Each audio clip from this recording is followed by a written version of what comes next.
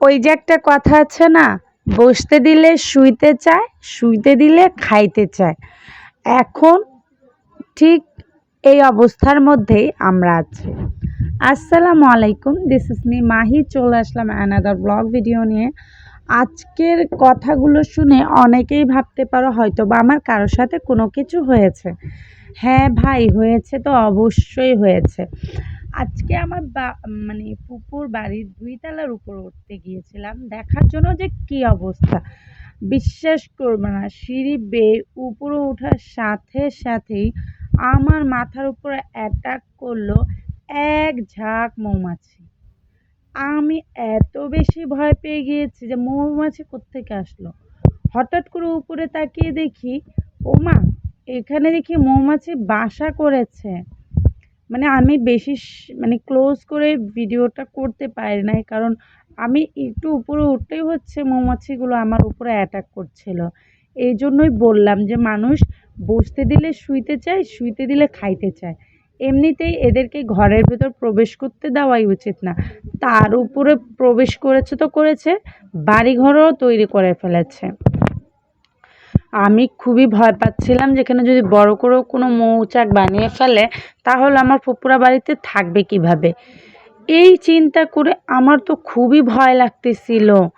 আর বিশ্বাস করবেন, আমি খুবই অবাক হচ্ছিলাম এবং আমি দৌড়ে নামতেছিলাম, ফুপুর কাছে যাচ্ছিলাম আমাকে বলার জন্য যে আপনার বাসার মধ্যে মৌমাছি বাসা বেঁধেছে।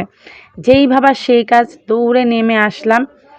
কিন্তু ভাই, আমরা মেয়ে মানুষ, নেমে আসার পরেই যখন সামনে আয়না পড়লো তখন আয়নার সামনে দাঁড়িয়ে একটু ঢং তো করতেই হয়, কি বলো? তাই একটু আয়নার সামনে দাঁড়িয়ে ঢং করে নিলাম।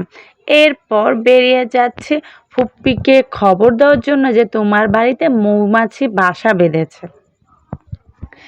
যাই হোক, এই তো আমি ফুপুর কাছে চলে আসলাম রান্নাঘরে। এসে দেখি আমার ফুপুর রান্না প্রায় শেষ। তো ফুপুকে বললাম খবরটা যে এই অবস্থা, তোমার বাড়িতে তো মৌমাছি বাসা বেঁধেছে। কিন্তু আমার ফুপু খুবই নর্মালভাবে নিল, বললো কতটুক বাসা বেঁধেছে। আমি বললাম অনেক বড় করেই বাসা বেঁধেছে। বলার পর বললো যে সমস্যা না, ওটা উঠায় ফেলতে হবে, না হলে তো আমাদেরকে কামড়াবে। এরপর আর কি, আমি বসে রইলাম রান্নাঘরে। এমনিতেই আজকে আমার ফুপুর রান্নাবান্না অনেক দেরি হয়ে গিয়েছে, কারণ আমাদের যে ভাবি তিনি বাবার বাড়ি বেড়াতে গিয়েছিল। আর আজকে ফুপু একা একাই সব কিছু রান্না বান্না বাড়ির কাজ সব কিছু করেছে, তাই ফুপুর দেরি হয়ে গিয়েছে।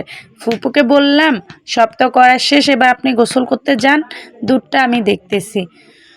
আমাদের দেশে একটা প্রচলিত, মানে আমাদের গ্রামে বিশেষ করে, যে কোনো মেহমান আসলে তারা হচ্ছে দুপুরে ভাত তরকারি দিয়ে খাওয়ার পরে আবার দুধ ভাত খাওয়ায়, মানে আমরা খাওয়াই এটাই। তো এইখানে বসে বসে আমিও দুধটা জাল করতেছিলাম।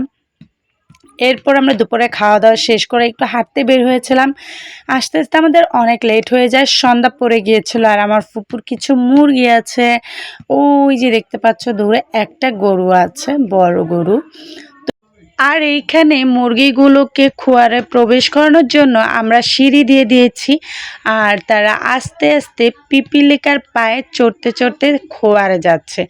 মানে মুরগিগুলো না কত ঢং যে করবে, একবার উঠে আবার নামে, কত ঢং। যাই হোক, আস্তে আস্তে সন্ধ্যা বয়ে রাত চলে আসতেছে, মাগরিবের আজান পড়ে গিয়েছে। তো আমি একটু প্রকৃতির ভিডিও করে নিলাম। সবাই ভালো থাকবেন, সুস্থ থাকবেন, আমার জন্য দোয়া করবেন। আসসালামু আলাইকুম।